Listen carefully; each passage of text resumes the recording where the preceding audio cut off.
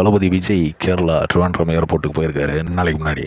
அப்போ அங்கே கூட்டத்தை பார்த்து நம்ம தமிழ்நாட்டில் கூட ரொம்ப பேர் பொறாமப்படுறாங்க. என்னப்பா இது, தளபதிக்கு இவ்வளோ சப்போர்ட்டா, விஜய்க்கு இவ்வளோ சப்போர்ட்டா, ஒருவேளை அங்கேயும் பார்ட்டியை வளர்க்க போகிறாரா அப்படின்ற மாதிரி. அதெல்லாம் இல்லை, அவர் வந்து சும்மா கோட் படப்பிடிப்புக்காக தான் போயிருக்காரு.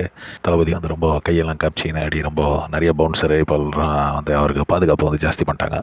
அவருடைய காரை வந்து கேரளாவில் இருக்க நம்ம ஃபேன்ஸ் வந்து அந்த காரையே நாஸ்தி பண்ணிகிட்டு இருக்கானுங்க. அந்த காருடைய வீடியோ நான் இதுக்கப்புறம் வைக்கிறேன், பாருங்கள் எப்படி இருக்கானுங்க பாருங்கள் பவுன்சர்ஸ். அவர் வந்து இப்போ ரொம்ப சிரித்த முகத்தோடு போகிறாரு. முன்னாடிலாம் அப்படி தலை குஞ்சிக்கினே போவார், இல்லை தொப்பி போட்டுன்னு முகத்தை மறைச்சிக்கினே போவார். அதை பற்றி நிறைய விமர்சனம்லாம் இருந்தது.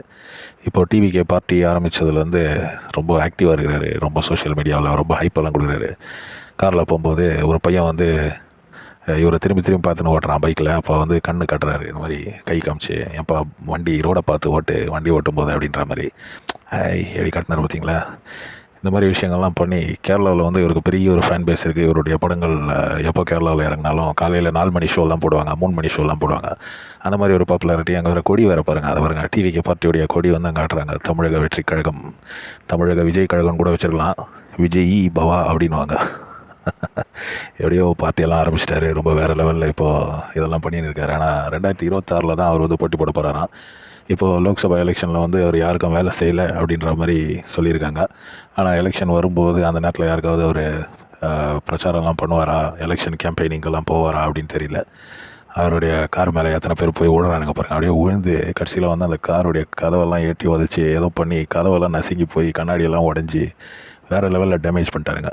தளபதி ரொம்ப ஷாக் ஆகிட்டாரான் இந்த விஷயத்தை பார்த்து. என்னப்பா இது, கேரளா பசங்க இவ்வளோ வைலண்ட்டாக இருக்கிறானுங்க, இவ்வளோ பயங்கரமான ஃபேன்ஸ்லாம் இருக்கிறாங்க நம்மளுக்கு, இவர் கேரளா வராருன்றது எப்படி அங்கத்தி பசங்களுக்கு தெரிஞ்சுது அப்படின்றது தான் முதல் கேள்வி. இதெல்லாம் வந்து ப்ராபகேண்டா தான் அப்படின்றது தான் இன்னொரு விஷயம். மக்கள் பேசிக்கிறது என்னென்னா, கொஞ்சம் அறிவு இருக்கவங்க அப்படி தான் பேசிப்பாங்க. நம்ம இதை பார்க்கும்போது நினைப்போம், இவருக்கு பார்ப்பா எவ்வளோ பாப்புலாரிட்டி, இவர் கேரளா ஏர்போர்ட்டில் இறங்குறதுக்கும் வெளியே போகிறதுக்கும் 1 மணி நேரம் போதும். இவர் வராருன்னா இவர் வந்து ஒரு 1 ஹவரில் அப்படியே வெளியே போயிடலாம், யாருக்கும் தெரியாமல் சீக்ரெட்டாக வந்தால். இதுதான் அந்த காருடைய கதவு எப்படி உடஞ்சிருக்கு பார்த்தீங்களா. அப்போ இவர் வந்து வராருன்ற நியூஸை கொடுத்தது இவங்களுடைய ஆளுங்களே தான். அந்த நியூஸ் கொடுத்துட்டு இந்த மாதிரிலாம் ஆகிப்போச்சு, ஃபேன்ஸ் வந்து இவ்வளோ பேர் வந்தாங்க, அவ்வளோ பேர் வந்தாங்க அப்படின்றது இதுவும் ஒரு ப்ராபகண்டா தான் அப்படின்ட்டு வெளியே நிறைய பேர் பேசிக்கிறாங்க.